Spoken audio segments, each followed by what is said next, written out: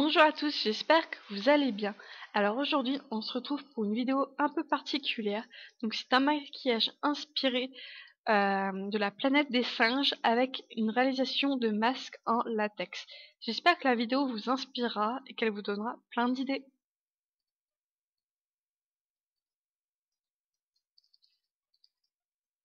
Pour commencer, je viens tracer donc le contour de mon futur masque en latex avec un simple crayon gras.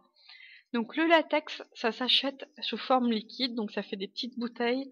Ça coûte pas très cher, hein. J'ai dû payer la mienne 7 € et ça doit être une bouteille de 50 millilitres. Donc vous l'achetez dans tous les magasins de farce et attrape ou de maquillage FX. Donc le latex, le but ça va être de créer donc une couche de mouchoir. Donc vous le divisez pour vraiment avoir une couche fine, puis vous appliquez du latex. Donc le latex est blanc et quand il va sécher, il va devenir un peu transparent, orange.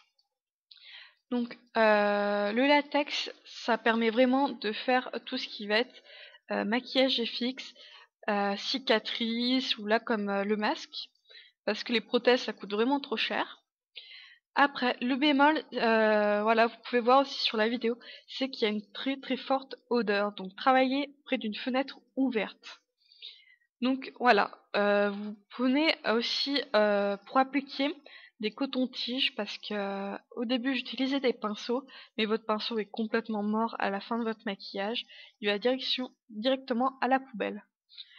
Donc comme je l'ai dit auparavant, vous appliquez une couche de mouchoir très fine, vous l'imbibez de latex. En séchant, ça va se solidifier. Et voilà, si vous travaillez sur le nez, n'oubliez pas de faire des trous pour respirer et de faire des petites pauses parce que vraiment ça sent très fort et ça un peu piquer les yeux. Pour enlever le latex, il n'y a qu'une façon, en tout cas moi j'en connais qu'une, hein, c'est d'arracher. Donc attention, si vous avez la peau sensible ou si vous êtes un homme et que vous avez des poils, donc aussi voilà, attention si vous travaillez près des yeux, parce que quand vous l'enlevez ça fait vraiment une épilation, hein, vous arrachez tout ce qui va avec. Donc voilà, une fois que vous avez fini votre masque, en fait il faut vraiment attendre que ça sèche pour pouvoir retravailler des couleurs par-dessus. Donc pour le latex dans ce maquillage, donc je vais essayer vraiment de créer un arrondi entre le nez et la bouche, comme la forme des singes, et de venir cacher les lèvres. Donc au début je voulais acheter des prothèses, mais les prothèses c'est autour de 45 € plus la colle, plus le dissolvant, enfin c'est vraiment trop cher. Et donc je me suis un peu lancée comme ça, par hasard. J'ai dit bon je vais essayer de le créer avec des mouchoirs. Donc voici, vous appliquez vraiment une très fine couche, voilà, vous créez des trous dans le nez pour pouvoir respirer, vous cachez bien la bouche. Quand vous faites des formes aussi, vous déchirez sur tous les côtés pour ne pas avoir une forme bien lisse, ça pourrait faire faux en fait. Donc voilà, je suis pas sûre de bien trouver les mots pour vous expliquer, c'est un peu compliqué. Moi j'ai pas eu de cours, hein. Je me suis lancée un peu comme ça, j'ai regardé quelques vidéos sur YouTube. Et donc voilà, vous appliquez autant de couches que besoin. Et donc là, pour la bouche. Donc vous prenez des bandes que vous pliez en deux pour avoir un côté très droit et vous collez que le bas. Et en fait, vous allez faire la lèvre inférieure puis la lèvre supérieure. Voilà. Pour vraiment avoir un aspect bouche en volume, en 3D, mais sans avoir l'effet lèvre humaine. Pour vraiment qu'on reste dans l'idée du singe. Vous coupez le bout de vos mouchoirs si vous voyez qui dépassent un peu. Vous n'hésitez pas à remettre du latex si le mouchoir n'est pas imbibé pour vraiment que ça se fige et que ça reste vraiment travaillable après.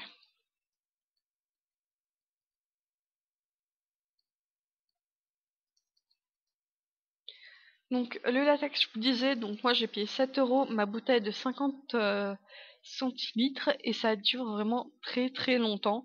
Moi ça va faire quasiment bientôt un an que je l'ai. J'en suis super contente, j'en rachèterai.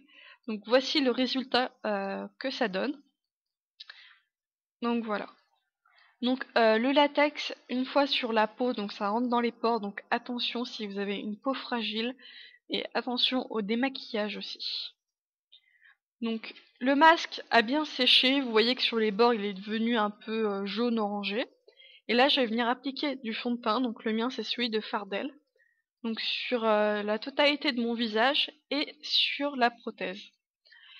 Donc pour la prothèse, au début j'étais partie sur le fait de la camoufler avec le fond de teint, mais en fait ça n'adhère pas du tout, c'est vraiment trop compliqué.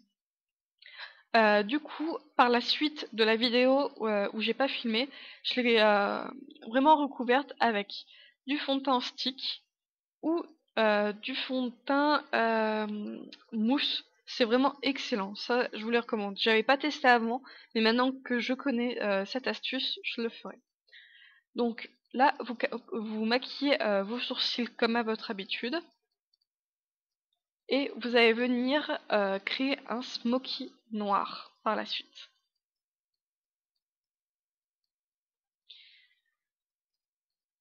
Pour le latex aussi, attention si vous l'utilisez quand il pleut ou qu'il fait vraiment très chaud, ça a tendance à bouger. Donc vraiment attention, le gardez pas plus de quelques heures sur vous et vraiment quand vous travaillez, travaillez avec une fenêtre ouverte. Donc pour le smoky noir, je viens appliquer du liner gel donc, dans ma muqueuse inférieure, sur ma paupière mobile et en ras de cils inférieur. C'est vraiment pour que le rendu soit beaucoup plus noir, beaucoup plus intense. Donc là, je vais utiliser ma palette de chez Make Up Forever avec un fard beige clair sous le sourcil, puis un fard marron foncé donc pour créer en fait le dégradé entre le noir et le beige. C'est vraiment un smoky de base.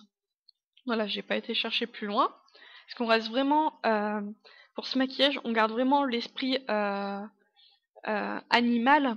Du coup, ne prenez pas des fards pailletés ou ne tracez pas de traits de liner, pas de folie. On reste vraiment sur des couleurs mat pour que l'ensemble soit cohérent.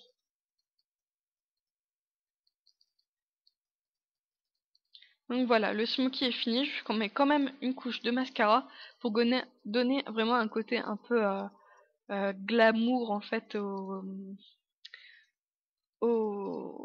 au maquillage. J'en perds, mais pardon. Ouais, au maquillage, voilà. On va en rester là.